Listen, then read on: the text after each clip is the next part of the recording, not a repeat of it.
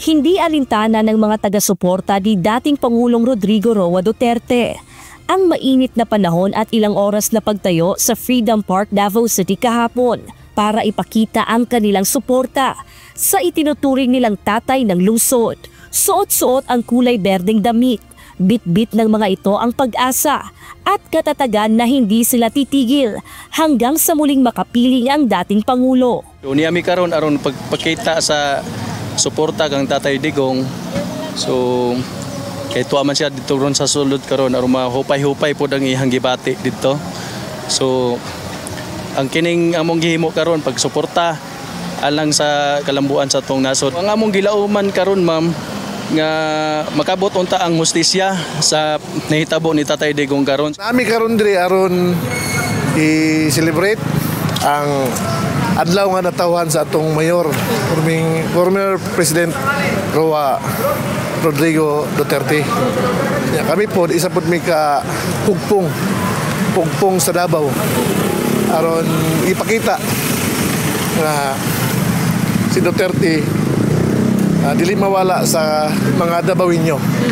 Sa unahan tud karon makagawas na si Rodrigo Duterte para makita na siya sa iyang pamilya o gimingaw na pod ang mga Davaoenyo sa iya. Lipay kay ko kay tungod sa daghang tao jud nga suporta sa atong presidente. Unta makagawas si Rodrigo Duterte atong presidente dai. Nga kada lang naot ni nga gusto na mo mabago dyan nga unta wala na yung mga parehingan ba nga daghan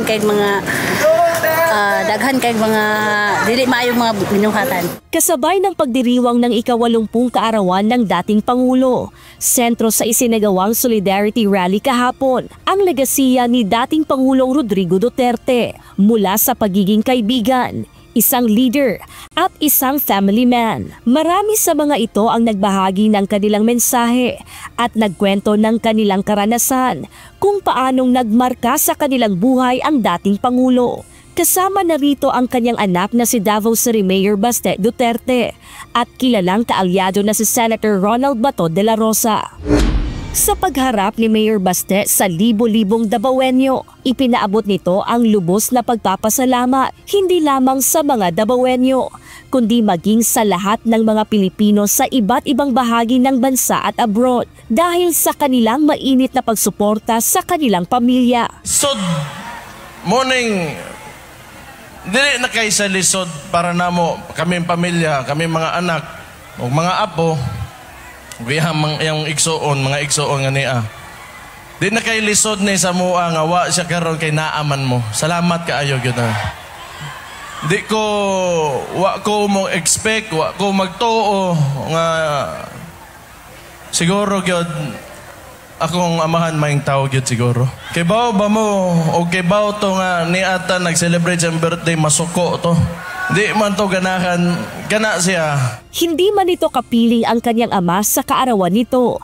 Naniniwala siyang hindi nawawala sa puso ng mga tao si dating Pangulong Duterte. Ko ni nga butang sa mua, di lalim na mapreso mo amahan. Pero sige lang, kay gipili man na niya nga kinabuhi. Og tan-aw pod nako, wa man gyud siya mawa sa tuwa. Oh. Naa siya sa itong mga kasing-kasing para di mapaong ang gibilin niya, nga ligasiya niya. Tumana lang tanan niyang giingon. Kita mga Davaoenyo, disiplinado, buotan, o musukol gyud para sa kung unsay sakto o tama. Sa kabila ng nangyayari ngayon, sinabi ni Mayor Baste na magpapatuloy itong magsiserbisyo sa publiko at nangakong patuloy na ipatutupad ang patas na batas sa lungsod. Gladys Tuwabi, UNTV News and Rescue. Diyos ang aming sandigan, serbisyo publiko ang aming pinahahalagahan.